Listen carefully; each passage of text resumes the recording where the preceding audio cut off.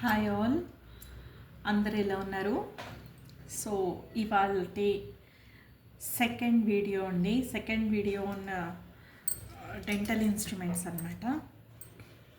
So మనం ఏం చేస్తాము, ఫస్ట్ వీడియోలో చెప్పించినట్టు ఇది ఈ మౌత్ మిర్రర్ పెట్టుకొని పంటి చుట్టూతా ఎలా ఉంది, పంటి హైజీన్, పంటి హెల్త్ ఎలా ఉంది అది చూస్తాం అన్నమాట. సెకండ్, దీన్ని ప్రోబ్ అంటారు.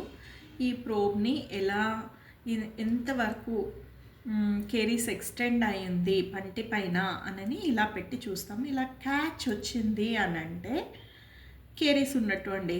ఇలా పెట్టినప్పుడు పంటి పైన, ఫర్ ఎగ్జాంపుల్ మనకి పన్ను ఈ విధంగా ఉందనుకోండి, ఈ విధంగా పన్ను ఉందనుకోండి, ఈ పన్ను పైన ఇలా పెట్టినప్పుడు ఇలా క్యాచ్ వస్తుందండి.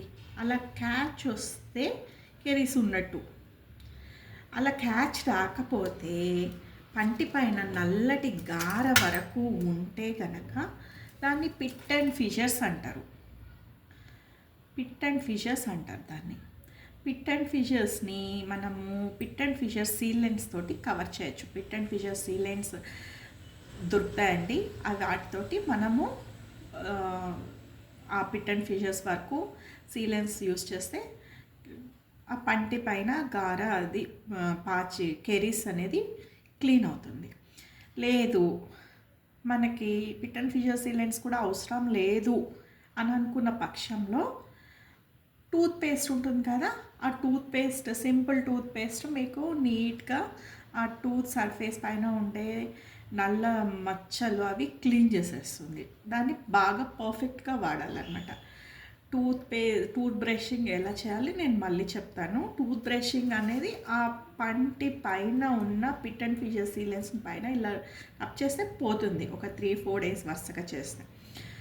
ఇన్ కేస్ ఇంకా వెళ్ళలేదు, ఇంకా క్యాచ్ ఉంది అని అనుకోండి, ఇలా పంటి పైన పెట్టినప్పుడు క్యాచ్ ఉంది అనుకోండి, మనము ఆ పంటిని ఇలా టచ్ చేసి చూస్తాం. ఈ వెనకాల ఈ ఇన్స్ట్రుమెంట్ తోటి ఇలా కొట్టి చూస్తాం. పంటి పైన కొట్టి చూసినప్పుడు మనకి నొప్పి ఉందా లేదా ధృవీకరించుకోవాలి. నొప్పి ఉంది అని అంటే అది ఎయిదర్ డైలమాలో ఉన్న ఆర్సిటీకి కానీ లేదా క్లియర్ కట్ ఆర్సిటీకి కానీ వెళ్తుంది. నొప్పి లేదు అని అనుకున్నప్పుడు ఏం చేయాలంటే, ఇరేటర్ అని ఒక డివైస్ ఉంటుందండి, ఎలక్ట్రిక్ డివైస్. అది మనకి చైర్కి ఉంటుంది యాక్చువల్లీ. ఆ ఇరేటర్ పెట్టి ఈ మౌత్ మిర్రర్తో ఈ పన్నుని ఇలా చూస్తూ దానిపైన డ్రిల్ చేస్తాం.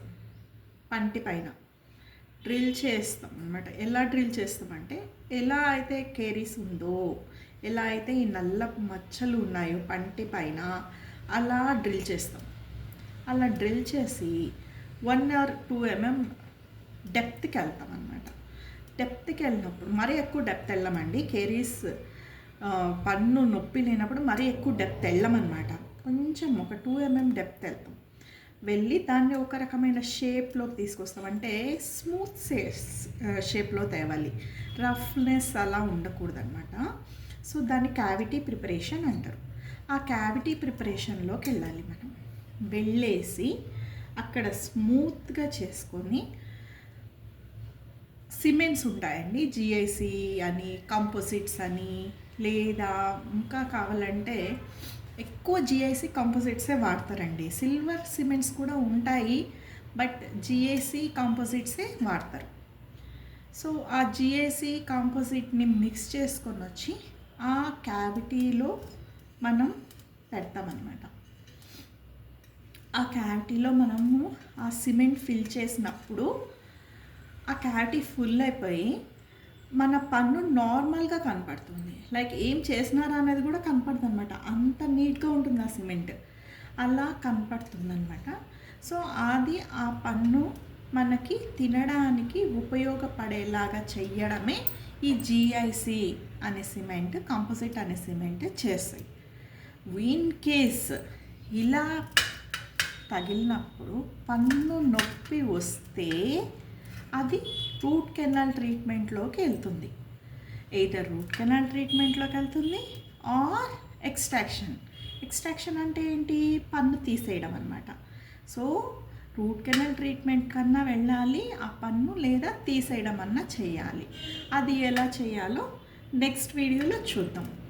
అంతవరకు ఈ వీడియోస్ ఎలా చేస్తున్నానో మీకు ఎలాంటి డౌట్స్ ఉంటే కామెంట్ సెక్షన్లో చెప్పండి. And like, share, subscribe my channel for more videos అనమాట. For more videos. అండ్ మీకు ఏమన్నా డౌట్స్ వస్తే చెప్పండి, కామెంట్ సెక్షన్లో తెలియచేయండి. Okay, do take care all of you. Bye.